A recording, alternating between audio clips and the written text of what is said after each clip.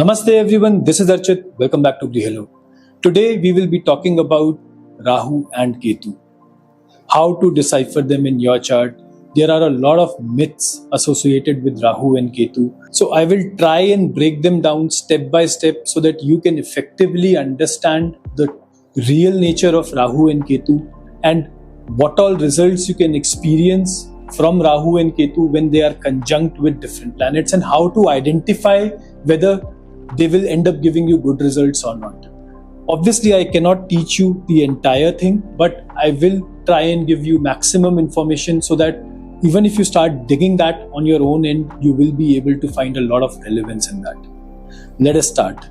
Let us first understand the basics. What is Rahu? What is Ketu?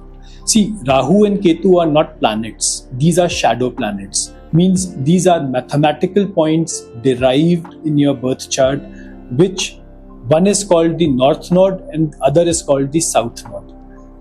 As per the classics, Rahu is supposed to completely eclipse Moon and Ketu is supposed to completely eclipse Sun. So, their association with these planets is never considered good. But on the contrary, the association with Moon and Rahu has produced some of the brilliant artists, whereas the association with Sun and Ketu has produced some of the greatest ministers we have seen. It gives you political name and fame, success. It is also called Dvaj Kirti Yog. So why such a contrast? I'll try and explain everything in detail. Let's talk about Rahu. Rahu represents confusion, illusion, chaos. Anything that expands beyond normal proportions is Rahu. Rahu is smoke. Rahu is the foreign element, your desire to travel to foreign lands. Anything which is unusual, out of ordinary, which is away from the normal norms of the society, that is governed by Rahu. So, how to determine whether Rahu is giving good results in your chart or not? I will be giving you 3 markers to test, and if these 3 conditions are true, that means Rahu is giving you good results in your chart. First, if you have seen your grandfather and you have had good relations with him till the age of at least 20 years, that means you have a very good Rahu in your chart. In fact, remedy for such a native is to do a work which your grandfather has been doing, or a field similar to the grandfather's work that will bring in a lot of success. The second condition that you need to check is you need to look within yourself, that whether you are the person who are able to see through the bullshit of other people, or you are the people who ends up in a mess because of your abnormal thinking. If most of the times you are able to see through the other person and you already know that the person is bluffing before even his bluff comes out in the light, that means you have a good Rahu. You have a good sense of navigation. Whereas if it's the other way around, that you always create conflicts because of your preconceived notions, that means your Rahu is giving you extremely bad results. The third marker that you need to check is if your underarms smell often. If there is odor which is constantly coming from your bathrooms. If you have cracked walls. If you have applied a wallpaper and there is the line when 2 wallpapers are joined, that line that is visible, that slowly and steadily starts moving apart. This is the prominent presence of negative Rahu making an entry in your life. So these are very clear and easy markers through which you can identify whether your Rahu is giving good results or not. Then coming to the planet and how the associations with Rahu work. So whenever a planet gets conjuncts with Rahu, it naturally tends to amplify the qualities of Rahu or the qualities or the karatattvas of those planets. Say suppose you have Jupiter which is involved with Rahu, you will have a great appetite. You will naturally want to settle in foreign lands because Jupiter is the natural Jivakarak. You will love all the unconventional things in life. Your thinking patterns would be unconventional. Your bent of mind would be a little bit innovative. You would want to explore the mysteries of life. Now, this is a positive manifestation of Jupiter. What if the Jupiter is giving you negative results? Such a native would experience breathing troubles because Jupiter is also your breath. Such a person would be a smoker. Such a person would always create troubles because of his ideas. Such a person would have a negative bent of mind. He would always look for problems in each and every work or each and everything that he does in life. The first thing that he will end up seeing in anything is a negative thing. That is the negative manifestation of a Jupiter Rahu. This is also seen in the charts of criminals. So similarly, you can blend the Kartattvas of planets with Rahu, and you can do that for all the 12 planets. Now, I'll be moving towards Ketu. What is Ketu? Ketu is Mokshakarak. Ketu is detachment. Ketu is the Karka for liberation.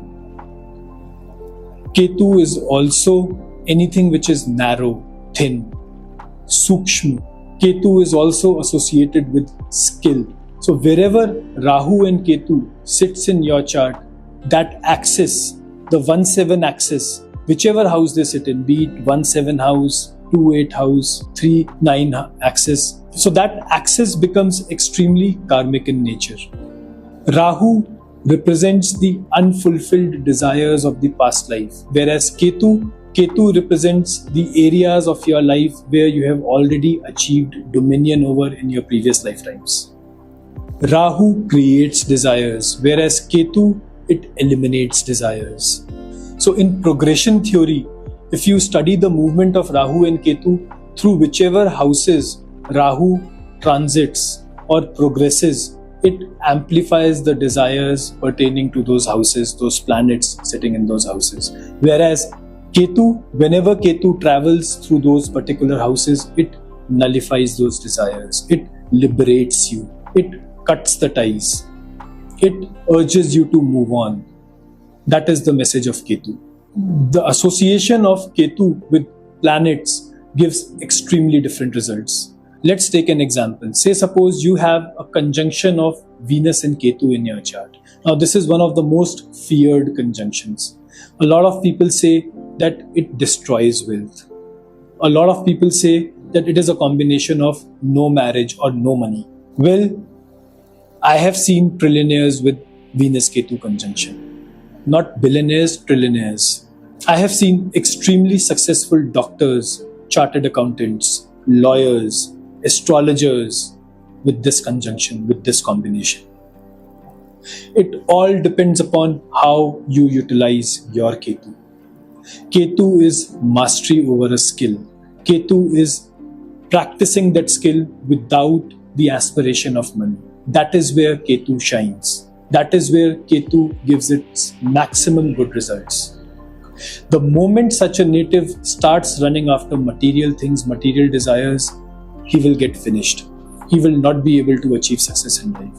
Whereas on the other hand, if the person runs after skills, he devotes himself to becoming better in life, to achieve that ultimate perfection in that skill. That is where his true abilities will shine, and that is where he will automatically receive money, whereas he has not even imagined that kind of money. That is the beauty of this combination. The extremely famous Padma Lakshmi Yoga also happens with the involvement of Venus and Ketu with Moon and Mercury. This combination is present in the chart of our most richest businessman of India, which is Mukesh Ambani. That is the power of this combination. So you need to see the effective utilization of a planet. You need to see what is the yatra of the planet. You need to understand the chart in totality rather than just pinpointing one position of a planet and arriving at a result that this will give you that particular result. That is not how the way astrology works. Now, slowly and steadily, I'll be addressing a lot of myths that are associated with the placements of Rahu in different houses. Especially when the Rahu is placed in the 2nd house or the 5th house or the 8th house, there is a misconception among people that such a person is a drunkard. Such a person gets addiction of alcohol. Well, that is not true.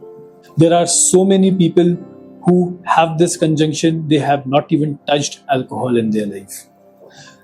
A conjunction that truly leads to addiction is check if you have Ketu in the second house to Saturn.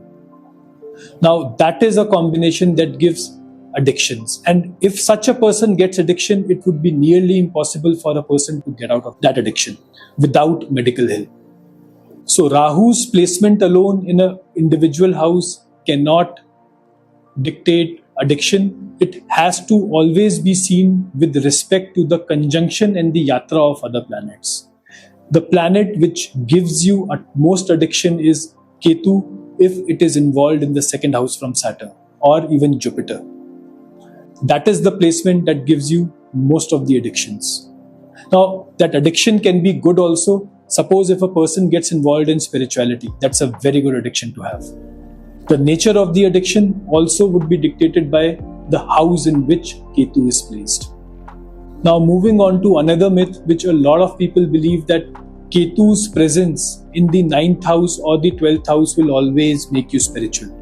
Well, that is not the case. It does not happen always. Again, placement alone cannot guarantee this. For this, you need to check the placement of moon and sun. If moon is moving away from sun, say suppose your moon is in the 4th house, 5th house, 6th house, or even 7th house from the sun, such a person will not be spiritual, no matter what you do. Or even if he talks about spirituality, he will not be able to follow it. He will not be able to do his normal routine. He will not be able to do his kriyas or whatever spiritual practices in his normal day-to-day routine, because his bent of mind is too much towards materialistic things. Whereas if the same moon is approaching sun, if the moon is in the 8th house, 9th house, or even 11th house to sun, such a person would be inclined towards spirituality. Such a person would love to do spiritual practices in his daily life. He would crave isolation. That is the moon of Krishna Paksh. The earlier one that I discussed was the moon of Shukla Paksh. That is a very important thing to consider while determining spirituality.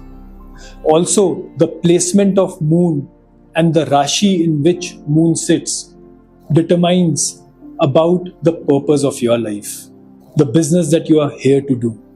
आपका मन किस काम में लगेगा, कहाँ पे लगेगा? That is dictated by that placement. So you need to see everything in totality, in conjunction. It is a very fine machine. You need to understand no part works in isolation. It never happens that your left hand doesn't know what the right is doing. It's like a body, it works in synchronity. And so does all your planets. I hope this was helpful. Thank you so much for watching. Over to the next one. Bye-bye.